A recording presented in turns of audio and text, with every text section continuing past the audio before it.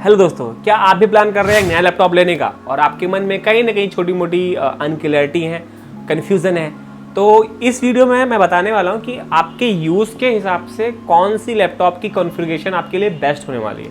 और साथ ही साथ मैं बताऊंगा कि एक बजट जो होता है आपका, उस बजट स्पेसिफिक में कौन सी कॉन्फ़िगरेशन आपको लेनी चाहिए। तो ये दोनों चीज़ें मैं इस वीडियो में क्लियर करूँगा।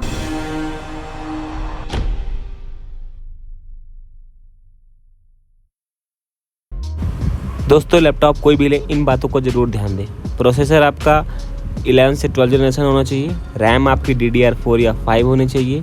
मेटल बॉडी मिल जाए लैपटॉप की तो बहुत अच्छी बात है। विंडो 11 मत लेना, विंडो 10 के साथ लेना और SSD ज़रूर लेना। दोस्तों, बात करते हैं कि अगर आप 10th में 12 में हो या आपका वीक में 1 या 2 दिन यूज़ होता है। यूज़ की बात करूँ, आपको बेसिक नेट चलाना होता है, MS Excel PowerPoint पे काम करना होता है या मूवीज़ वगैरह देखनी होती है, तो उस केस में आपके लिए जो बेस्ट कॉन्फ़िगरेशन होनी चाहिए वो होनी चाहिए आप डुअल कोर प्रोसेसर, जो प्रोसेसर है उसका वो डुअल कोर होना चाहिए, या AMD के Ryzen सीरीज़ के प्रोसेसर आते हैं, आप वो भी ले सकते हैं। रैम आपकी मिनिमम 4 GB होनी चाहिए, SSD होनी चाहिए। और अगर मैं ब्रांड की बात करूँ तो आप HP, डेल, Lenovo, Acer इनमें से कोई भी लैपटॉप ले सकते हैं। तो अगर मैं प्राइस रेंज की बात करूँ तो ये लैपटॉप 27 से 30 हज़ार की रेंज में बहुत बढ़िया आ जाते हैं। और मान के चलिए कि ये बहुत बेस्ट होते हैं फ्रॉम बिगिनर के लिए, जैसा कि मैंने बताया आपको।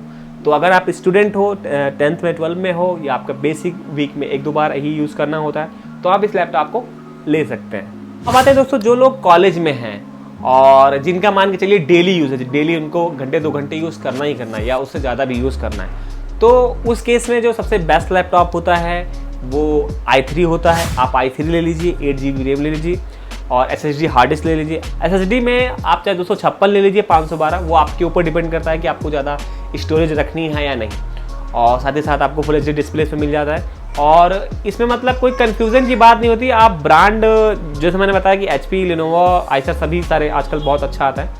जनरेशन की जो बात करूँ मैं दोस्तों, जनरेशन आप कभी भी 10 जनरेशन से आप नीचे लैपटॉप मत लेना। अब तो 12 जनरेशन आ गए हैं, तो 10, 11, 12 आप इन 3 जनरेशन में से ही कोई एक जनरेशन का प्रोसेसर लेना। और इसके जो प्राइस रेंज है दोस्तों, ये आपको ना थोड़ा सा आप आगे बढ़ोगे 30 से, तो आपको ये मान के चलिए 33 या 34 से 40 के बीच में बहुत ही बढ़िया कंडीशन में, बहुत ही बढ़िया मतलब प्रीमियम सीरीज़ के लैपटॉप मिल जाते हैं। तो ये लैपटॉप आपके लिए बेस्ट होता है, उसमें कन्फ्यूजन की कोई बात नहीं। अगर आपको ऐसा यूज़ करना है तो आप कर सकते हैं। नॉर्मली मेरे ऑफिस में भी ज़्यादातर जो हमारा काम होता है, हम लोग तो 8-8 घंटे यूज़ करते हैं, तो i3 के ही लैपटॉप ज़्यादातर लोगों को दिए जाते हैं। तो ये बेस्ट होते हैं, इसमें कोई इशू नहीं होता है। आप आराम से चाहे दिन भर चलाओ, 2-4 घंटा चलाओ, तो आप इनको ले सकते हैं अगर आपका इस तरह से यूज़ है तो। अब दोस्तों बात करता हूँ प्रोफेशनल्स के बारे में। प्रोफेशनल इन द सेंस कि आपको प्रोफेशनली वीडियो एडिटिंग करनी है, या आपको प्रोफेशनल लाइक फोटोशॉप, इलस्ट्रेटर, कोरोल्ड्रा इस तरह के सॉफ्टवेयर चलाने हैं, या आपको यूट्यूब चैनल स्टार्ट करना है तो उसके लिए काम करना है, या कोडिंग करनी है, तो इस तरह का कुछ हैवी टास्क करने हैं, तो उसमें होता यह है कि उससे फिर आपका i3 से काम नहीं चल पाएगा। क्योंकि जो आपके सॉफ्टवेयर होते हैं वो बहुत ही ज़्यादा हैवी होते हैं, और जब वो आप रन करते हैं तो बहुत ही ज़्यादा वो रैम स्पेस लेते हैं, बहुत ही ज़्यादा प्रोसेसिंग लेते हैं, तो उस केस में i3 से काम नहीं चल पाएगा। तो आपको i5 या i7 लेना है, मिनिमम 10th या 12th जनरेशन।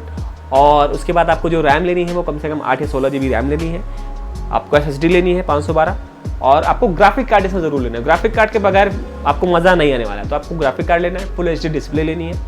और ये जो अगर मैं बात करूँ कि इन जनरल इस चीज़ जो लैपटॉप की जो रेंज है, वो आराम से आप अगर शुरू करोगे तो ये मान के चलिए कि आपको 50 से 80 के बीच में बढ़िया लैपटॉप मिल जाते हैं। वो डिपेंड करता है कि i5 ले रहे हो या i7 ले रहे हो, तो आप अपने नीड के हिसाब से इनमें से भी चीज़ें ले सकते हैं। अब लास्ट में दोस्तों बात करता हूँ गेमर की। अगर आप सोच रहे हो मेरे को गेमिंग करनी है सर, गेमिंग के लिए आप लैपटॉप बताओ कौन सा सही होने वाला है, तो मैं बताऊँ कि जो मेरा एक्सपीरियंस है गेमिंग के लिए, आप अपना ना एक पर्सनल जो नॉलेजेबल लोग होते हैं, जो कई सारे शॉप होते हैं वो खुद करते हैं, कई सारे जो इंजीनियर्स होते हैं वो खुद करते हैं, आप अपना PC बिल्ड करवाओ।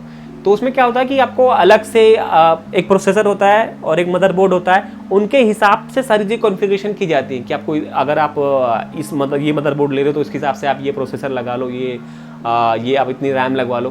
तो वैसे आप इनबिल्ड कराओ तो आपके लिए ज़्यादा बेनिफिट होने वाला है, क्योंकि जो परफॉर्मेंस होती है PC की, वो लैपटॉप मान के चलिए कि मैं ये नहीं बोल रहा हूँ लैपटॉप भी अच्छे चलते हैं, बट PC की जो परफॉर्मेंस है वो कोई बीट नहीं कर सकता। तो गेमिंग के लिए अगर आप ले रहे हो तो मैं कहूँगा लैपटॉप पे मत जाओ, क्योंकि लैपटॉप में आपका पैसा उतना ही लग जाएगा जितने में आप पीसी बढ़िया बना सकते हो, और आपका पीसी का परफॉर्मेंस लैपटॉप से कई गुना बेहतर होता है। तो अगर मैं बात करूँ लैपटॉप आपको लेना है तो आप ले सकते हो, i7 से नीचे तो मत लेना आप, इसमें 32 GB रैम लेना, ग्राफिक कार्ड 4 GB SSD, और बाकी बहुत सारी चीज़ें होती हैं। अगर मैं ब्रांड की बात करूँ तो इसमें एक MSI का भी लैपटॉप आता है, लिनोवो के भी गेमिंग सीरीज़ होते हैं, डेल के भी गेमिंग सीरीज़ होते हैं। तो आपको बस ये देखना है कि आप किसी का भी लैपटॉप ले रहे हो, किसी ब्रांड का ले रहे हो, वो गेमिंग सीरीज़ का हो और जो स्पेसिफिकेशन मैंने बताई वो हो।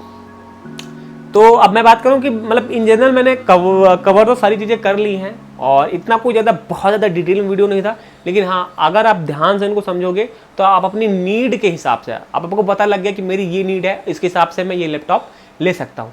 लास्ट में मेरा जो रिकमेंडेशन है वो ये रहेगा कि अगर आप 30 तक का बजट लेने वाला हो तो डुअल कोर में न जाकर के अगर थोड़ा सा बजट बढ़ा सको तो i3 ही लो, क्योंकि i3 लेने से ये फ़ायदा रहेगा कि i3 में आपको परफॉर्मेंस बहुत ही बढ़िया मिलेगा, और कल को अगर आप उसको सेल भी करोगे तो मतलब जिनको पता है उसकी रिसेल वैल्यू काफ़ी अच्छी होती है।